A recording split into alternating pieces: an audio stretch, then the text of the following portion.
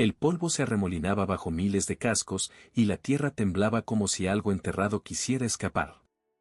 Pero la escena más inquietante no fue esa, sino la cámara oscura de Samarcanda, donde unos hombres levantaron una losa verde y encontraron el silencio de un emperador. Antes de tocarla, 3 ancianos aparecieron con un libro gastado y dijeron una sola cosa: no despierten a Timur. Ese aviso cayó en vano. 2 días después, la guerra ya rugía sobre Europa. Y desde entonces, una pregunta persiguió a medio mundo: ¿fue aquello una maldición, o solo el eco perfecto de un hombre que vivió sembrando miedo? Mire bien esa imagen. Porque ahí empieza una historia mucho más grande que una tumba. La leyenda se hizo famosa, pero nunca fue tan sólida como parecía. Varios testigos de aquella jornada negaron haber oído una profecía tan oscura. Lo que sí era real era el peso de la tumba, el frío de la piedra y el nombre grabado sobre siglos de sangre. Timur, llamado Tamerlán, seguía allí, quieto por fin. O eso creían. Para entenderlo, hay que volver mucho antes de aquella cámara cerrada. Hay que ir a una pequeña ciudad de Asia Central, donde el viento levantaba arena y los jinetes aprendían a mandar antes que a hablar. Allí, en Kes, nació un niño llamado Timur. Su nombre significaba hierro. Y en su caso, no fue una metáfora bonita. Fue una advertencia. Piense por un momento en ese mundo. No había fronteras firmes ni reinos tranquilos. Había campamentos, rutas comerciales, tribus rivales y ciudades que cambiaban de dueño como si fueran piezas de juego. Un siglo antes, las huestes de Gengis Khan habían sacudido toda la región. Después vino la fragmentación. El gran imperio se rompió. Y entre los restos, creció Timur. Su familia decía venir de los mongoles, pero hablaba turco y había abrazado el Islam. Aún así, no todo lo antiguo desapareció. Bajo la fe nueva seguían latiendo viejas costumbres de la estepa. Ese cruce de mundos marcó su carácter. No era un príncipe de biblioteca. Era un hombre hecho para la silla de montar, para la cuerda del arco, para el filo. Desde niño mostró una habilidad natural para el caballo. Montaba con una seguridad que ponía nerviosos a los adultos. Tiraba flechas con una precisión seca. Blandía la espada como si naciera con ella en la mano. Su padre intentó darle educación religiosa, pero Timur nunca aprendió a leer ni a escribir. Jamás. Y aún así, gobernó como pocos. No se movió nadie. Aquella carencia no lo frenó. Al contrario, parecía volverlo más duro. No dependía de escribas para decidir. Escuchaba, observaba, memorizaba nombres y traiciones. En un tiempo de disturbios constantes, eso valía oro. Los khanes eran débiles, los nobles peleaban entre sí, y las caravanas del gran camino comercial sufrían asaltos sin descanso. Para un joven ambicioso, era una puerta abierta. Imagine la noche. Un fuego pequeño. 4 o 5 hombres alrededor. Caballos impacientes en la oscuridad. Así empezó, según algunas crónicas, la primera banda de Timur. Robaban un cordero aquí, una vaca allá, y luego un camello. Poco a poco, los hombres se le unieron. No porque fuera amable, sino porque inspiraba una mezcla rara de miedo y confianza. Las fuentes cuentan que llegó a reunir unos 300 seguidores. No era un ejército todavía. Era una sombra armada. Emboscaban caravanas, castigaban aldeas vecinas, tomaban botín y desaparecían. Pero Timur entendió algo pronto: quien solo roba termina huyendo. Quien obliga a obedecer, empieza a gobernar. Y él no quería vivir como ladrón. Quería algo mucho más grande. La primera puerta real se abrió con un matrimonio. Timur se casó con Al-Hay, nieta de un emir poderoso. Ese enlace lo metió en los círculos altos de la región. Ya no era solo un guerrero de frontera. Ahora tenía una entrada, una mesa y un apellido útil. En aquel mundo, eso podía valer más que una fortaleza. Recuerde esta imagen: un joven cojeando apenas, pero entrando a una sala donde todos lo miran. Su rostro no era el de un noble refinado. Era el de un hombre endurecido por campañas menores, por humo, polvo y hambre. Aún así, su presencia pesaba. Atraía lealtades y enemistades con la misma facilidad. Había algo en el que no se podía ignorar. En 1362, una batalla cambió su cuerpo para siempre. Recibió heridas graves en la pierna derecha y en el brazo derecho. Desde entonces empezó a cojear. Su apodo se deformó con los años hasta convertirse en Tamerlán, el cojo. Lo que a otro habría hundido, a él le dio una marca. Y esa marca terminó siendo parte de su leyenda.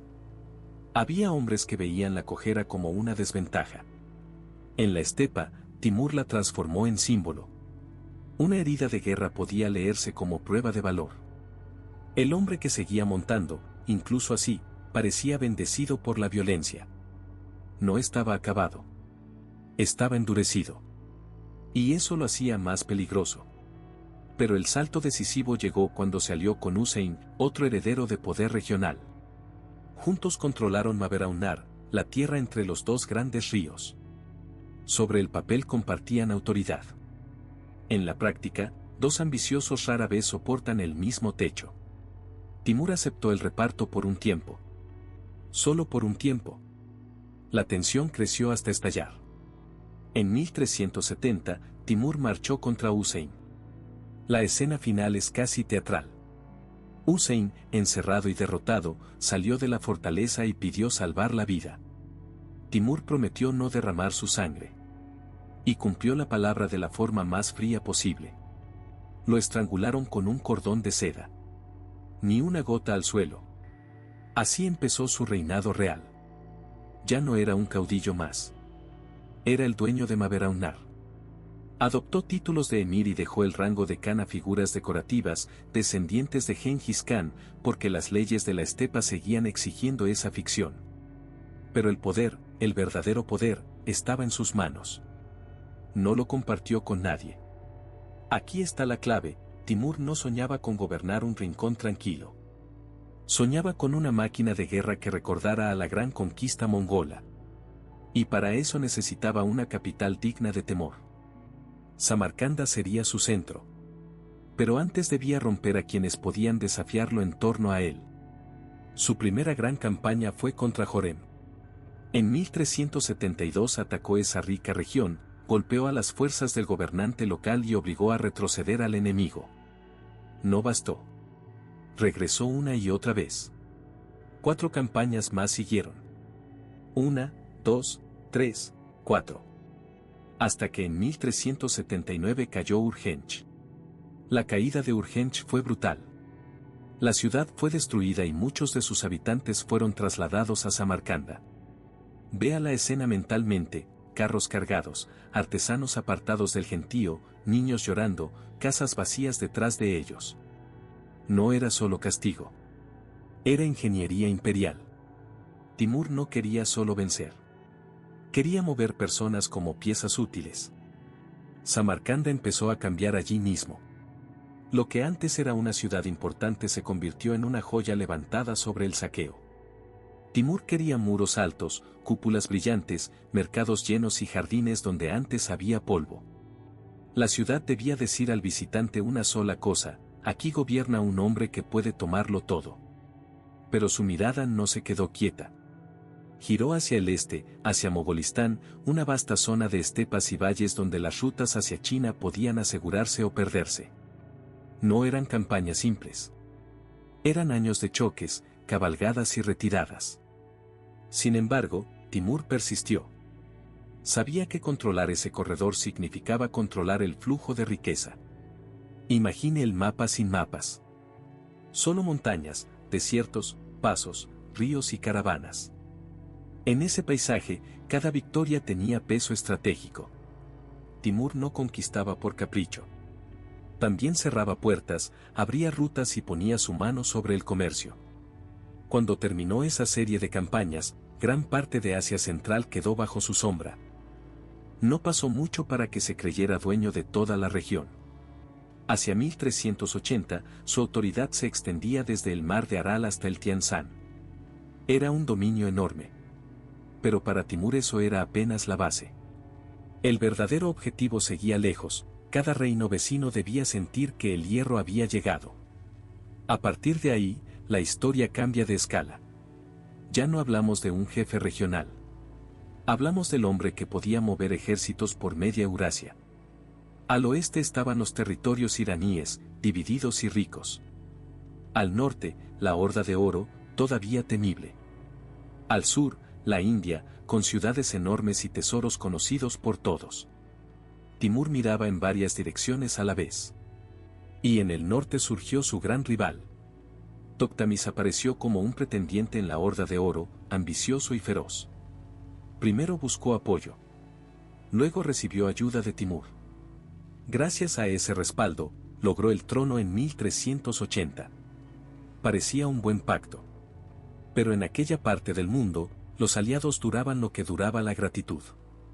No olvide esto, el hombre que te ayuda a subir puede ser el mismo que te derribe.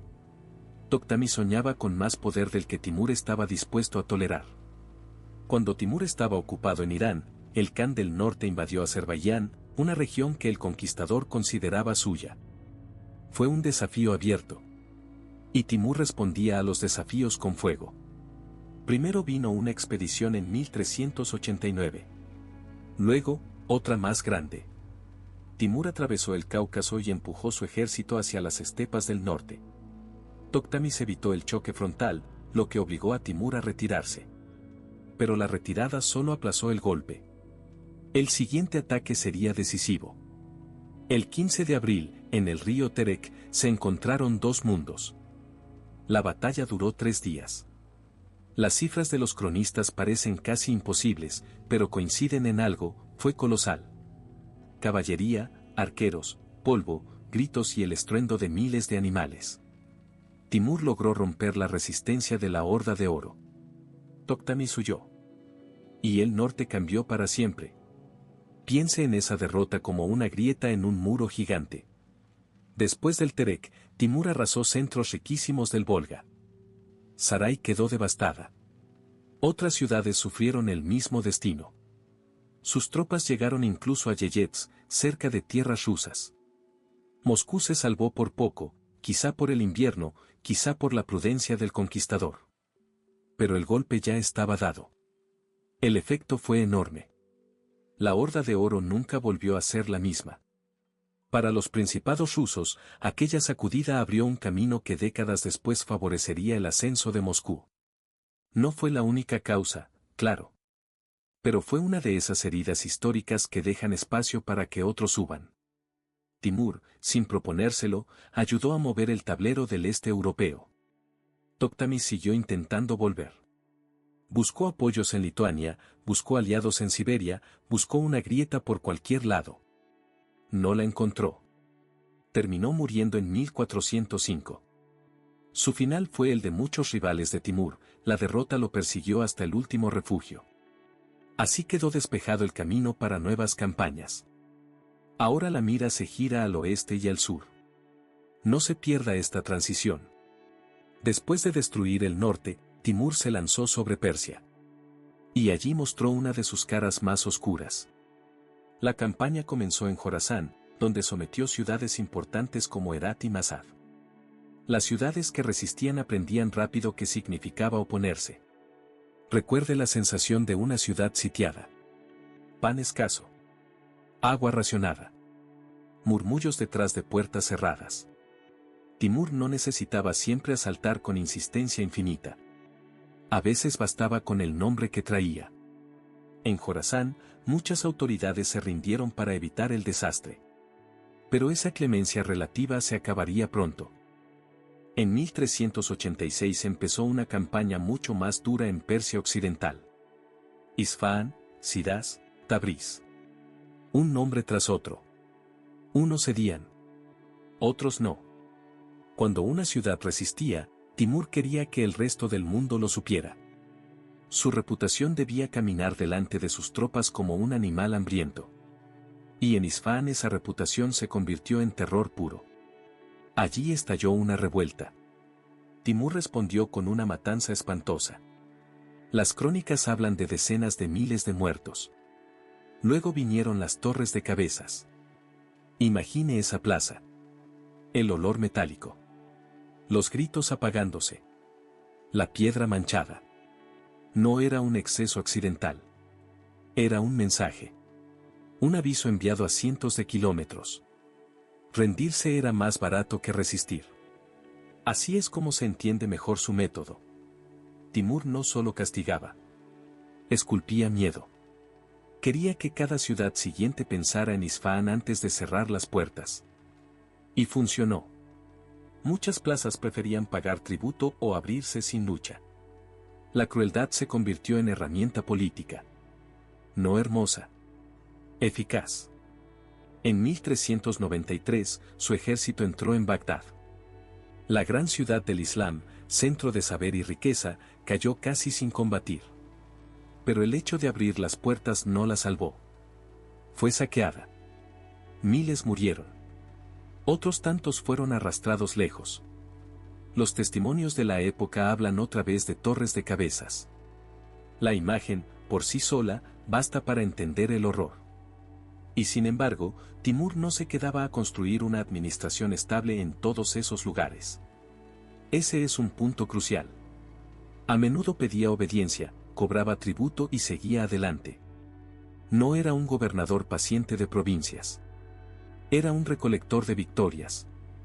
Donde podía, despojaba. Donde no, volvía a golpear. El imperio era real, pero aún respiraba por la fuerza. Muchos artesanos de Persia e Irak fueron enviados a Samarcanda. Alfareros, arquitectos, orfebres, tejedores, hombres de manos finas y ojos atentos. La imagen es poderosa, el mismo poder que destruía ciudades arrancaba también talento de sus ruinas. Timur quería gloria visible. Y la construía con materiales traídos de lejos, incluso desde los lugares que había desangrado. No fue un gesto pequeño. Esos artesanos transformaron la ciudad. Cúpulas azules, mosaicos, patios, jardines, puertas monumentales. Samarcanda se volvió una capital de mármol, esmalte y sombra fresca. El saqueador se presentaba como mecenas. Y ahí vive una de las contradicciones más duras de su figura. A partir de aquí, el relato se vuelve casi insoportable en su repetición de éxitos violentos. Timur vuelve a Irán una y otra vez porque la tierra sometida vuelve a rebelarse. En 1401 entra de nuevo en Bagdad. Lo saquea otra vez. La ciudad ya no tiene el mismo cuerpo, pero vuelve a sangrar. La resistencia lo alimentaba, y él alimentaba la resistencia. Recuerde esto, no estamos viendo un conquistador que ocupa y se marcha. Estamos viendo un hombre que deja cicatrices para asegurar obediencia futura. Esa lógica se repite hasta el cansancio. Y cuando termina con Persia e Irak, Timur mira hacia un objetivo todavía más rico y tentador. El sur lo llama. La India promete oro, tejidos, especias y botín inmenso. Timur la presenta como una campaña contra los infieles, pero nadie debía engañarse. La religión estaba ahí. También la codicia. Sobre todo la codicia.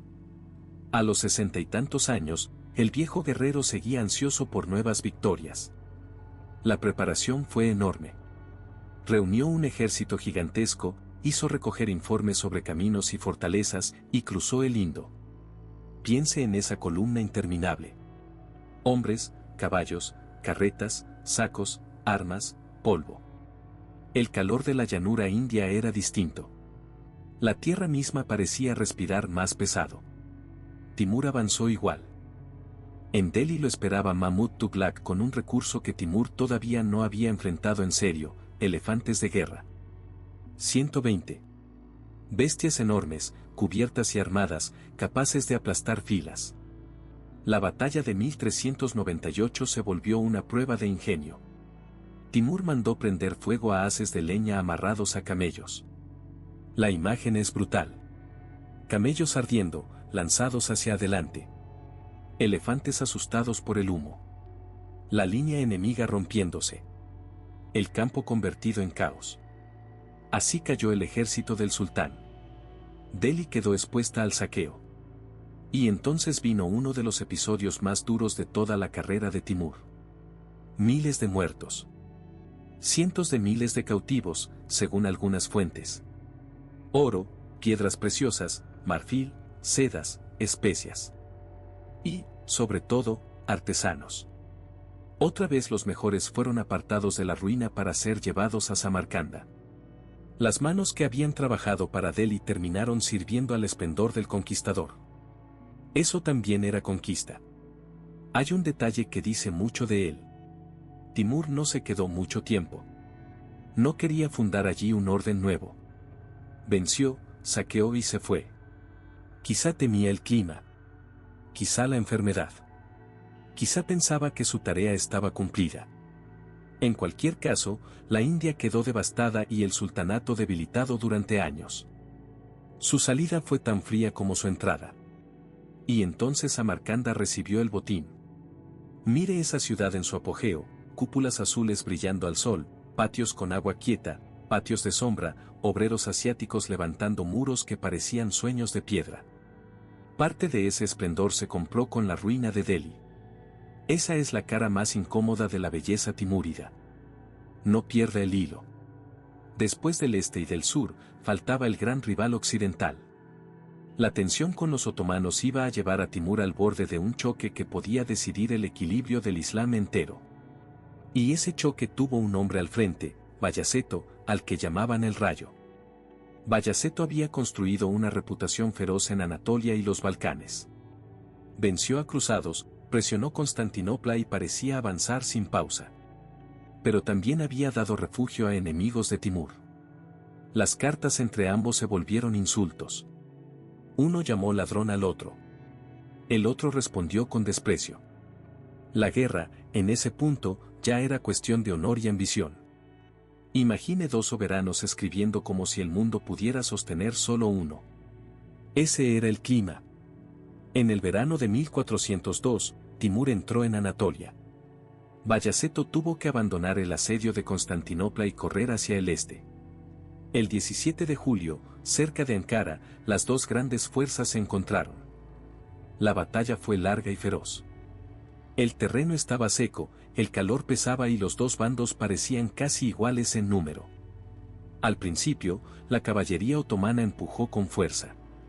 Pero Timur tenía otra vez una ventaja decisiva, veteranos duros, tropas frescas y una capacidad brutal para aprovechar la desunión enemiga. Algunos emires anatolios cambiaron de bando en pleno combate. Ese detalle lo cambió todo. Vea la escena, polvo levantado, gritos confusos, filas que se deshacen, un jefe que mira atrás y descubre huecos donde había aliados. Bayaceto peleó con furia. Su guardia intentó sostener la línea. Pero la jornada terminó a favor de Timur. El Rayo fue capturado. Y el Imperio Otomano recibió un golpe que nadie esperaba. La leyenda dijo después que Timur lo guardó en una jaula de hierro. Eso no parece cierto. Lo más probable es que lo tratara con cierta dignidad, aunque el hecho de tenerlo prisionero ya era humillante de por sí. Bayaceto murió meses más tarde. Y en la región comenzó una guerra sucesoria entre sus hijos que duró años. Para Bizancio, Ankara fue una tregua inesperada. Constantinopla ganó tiempo. Los Balcanes respiraron. Y Timur quedó como dueño indiscutible del espacio que iba desde el Indo hasta el Egeo. Pero aún eso, para él, no era final. Tras vencer a los otomanos, lanzó sus fuerzas sobre Siria.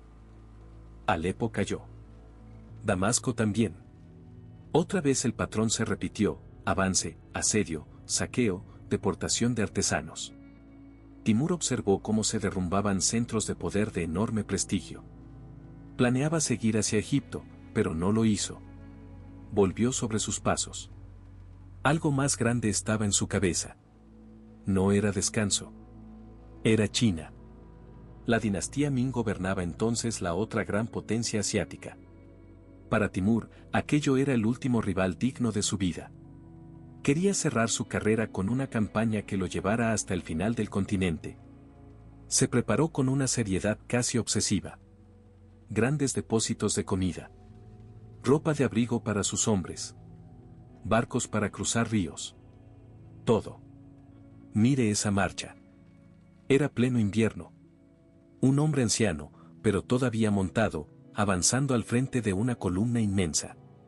El frío mordía en la estepa. Los caballos resoplaban vapor. Los hombres cubrían sus rostros. Nadie parecía detenerlo. Y, sin embargo, el destino ya estaba acercándose. En febrero de 1405, la expedición llegó a Otrar, junto al Syr Daria. Allí Timur enfermó de forma repentina y grave. Las fuentes hablan de fiebre, inflamación y agotamiento. También existe la historia de que bebió demasiado vino para calentarse una noche helada. Eso suena más a cuento que a diagnóstico. Lo cierto es que su cuerpo empezó a ceder. Entonces ocurrió algo que revela cuánto pesaba su persona sobre el imperio. Timur convocó a sus cercanos, nombró heredero a su nieto Pir Muhammad y les pidió lealtad. Incluso en la enfermedad seguía pensando en la continuidad de la guerra. No en la paz. No en el retiro. En otra campaña, en otro trono, en otra obediencia. El 18 de febrero de 1405 murió con 68 años. Su cuerpo fue embalsamado y llevado a Guremir, la tumba que acabaría volviéndose símbolo de la dinastía. La noticia no se anunció de inmediato. Sus hombres guardaron silencio por semanas, temiendo motines y ataques. El cadáver viajó como si el gobernante siguiera vivo. Eso también es poder. Que la muerte tenga que esperar en la puerta. Y aquí es donde volvemos a Samarcanda, a esa cámara fría y a esa losa levantada más de 5 siglos después. En 1941, los arqueólogos soviéticos se acercaron a la tumba con la impaciencia de quienes creen estar abriendo historia. Pero la tradición local ya había cargado el lugar con un aviso oscuro. No molestaran a Timur. No tocaran el polvo del conquistador. Los hombres de ciencia no hicieron caso. Abrieron la sepultura. 3 días después, la guerra se tragó al continente. La coincidencia fue demasiado tentadora para la imaginación popular. Y así nació la maldición. Pero el mito tiene grietas. La guerra europea ya había comenzado mucho antes. Y los testigos no confirmaron aquella profecía de forma convincente. Aún así, la historia sobrevivió. Porque encaja demasiado bien con el personaje. Timur había construido su fama sobre el miedo. Había levantado torres de cabezas, vaciado ciudades, trasladado artesanos como botín vivo. Era lógico que la memoria lo devolviera como un muerto peligroso, capaz de despertar desgracias incluso tumbado bajo piedra. No sería justo, sin embargo, verlo solo como una bestia de guerra. Ese sería el error fácil. Timur también era un organizador formidable. Sabía escoger hombres. Sabía empujar ejércitos. Sabía leer una ciudad, un mercado, una ruta. Aunque no supiera leer un libro, entendía el valor de las palabras leídas en voz alta. Le gustaban las crónicas. Quería verse reflejado en la historia. Su corte reunía poetas, arquitectos, cronistas y sabios. Samarcanda se convirtió en un imán para talentos de todo el mundo islámico. Los palacios crecieron. Las mezquitas se elevaron. Los mosaicos brillaron bajo el sol con una fuerza casi militar. La belleza no estaba separada de la conquista. Era su premio visible. Fíjese en esa contradicción. En la batalla, desolación. En la ciudad, refinamiento. En la política, terror. En la construcción, ambición estética. Timur podía ordenar una matanza y, al mismo tiempo, vigilar el trazado de una cúpula. Eso lo hace más inquietante, no menos. El hombre que destruye también puede entender el arte de levantar. Incluso su religiosidad era compleja. Se presentaba como defensor del Islam y consultaba a teólogos. Pero eso no le impedía arrasar ciudades musulmanas si se resistían. Para él, la fe y el poder caminaban juntos, aunque a veces se empujaran. No era un santo de guerra. Era un político que usaba la religión como parte de su legitimidad. Su cuerpo, además, seguía siendo duro. La cojera no lo detuvo nunca del todo. Montó a caballo hasta viejo. Dirigió personalmente combates. Inspiraba una lealtad extraña, casi hipnótica. Los hombres que lo seguían sentían que su presencia endurecía el aire. Eso lo notaron contemporáneos de distintos lugares. Timur no parecía un jefe cualquiera. Parecía una fuerza. Ahora conviene mirar lo que pasó cuando él ya no estaba. Su imperio no tenía una estructura sólida capaz de sobrevivir sin él. Había dejado mucho miedo, pero poca estabilidad. La sucesión fue inmediata y áspera. Pir Muhammad, el heredero nombrado, Khalil Sultán, que tomó Samarcanda, y Sarruk, el hijo menor, dueño de Jorasán. Los tres querían el centro. La lucha se extendió durante años. Pir Muhammad murió. Khalil Sultán tomó la capital, pero no la mantuvo. Sarruk, más paciente, terminó imponiéndose. Para el año 1409, ya mandaba sobre gran parte del dominio familiar. No heredó el fulgor brutal del padre, pero sí cierta capacidad de sostener lo que quedaba. Sarruk trasladó la capital a Herat. Allí hubo calma relativa. Hubo libros, talleres, arte y una vida cortesana más estable. Parte del imperio se salvó. Otra parte no. Anatolia volvió a manos otomanas. Irak y Azerbaiyán quedaron en manos de dinastías locales. La India se soltó por completo. Y al norte surgieron nuevos poderes turcos.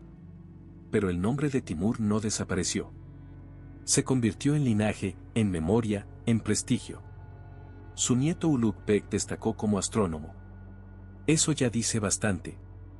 En una familia forjada por la espada apareció un hombre que miró al cielo con precisión. Las estrellas no borraron la violencia del fundador, pero mostraron que su herencia no era solo de hierro. Más tarde, en la India, un descendiente suyo llamado Babur fundó el imperio mogol. Su sangre venía de Timur por varias generaciones. Así, el saqueador de Delhi terminó apareciendo, siglos después, como ancestro de una de las grandes dinastías del sur de Asia. La historia tiene estas ironías ásperas. Y ahí vuelve la pregunta del principio. ¿Fue Timur un monstruo o un gran gobernante? La respuesta fácil no sirve. Fue ambas cosas a la vez, y más. Fue un hombre de guerra hasta la médula, responsable de matanzas que todavía estremecen. Pero también fue un constructor de capitales, un organizador de talento y un mecenas con visión imperial. No lo olvide, su imperio nació del terror. Sin él, tal vez no habría durado ni una generación. Con él, dejó ciudades transformadas, rutas controladas y un nombre que aún pesa. Su tumba en Samarcanda sigue siendo una pieza de piedra y silencio. Pero en torno a ella todavía parece moverse algo. Un rumor. Un soplo frío. La sombra de un caballo. Y cuando uno imagina de nuevo aquella losa verde, aquella cámara oscura, aquel polvo movido por manos humanas, la escena final no es una explosión ni una profecía. Es más simple y más inquietante. Es la quietud. La piedra fría. El nombre de Timur hundido en la sombra, mientras la tierra, afuera, sigue temblando bajo cascos que ya no existen.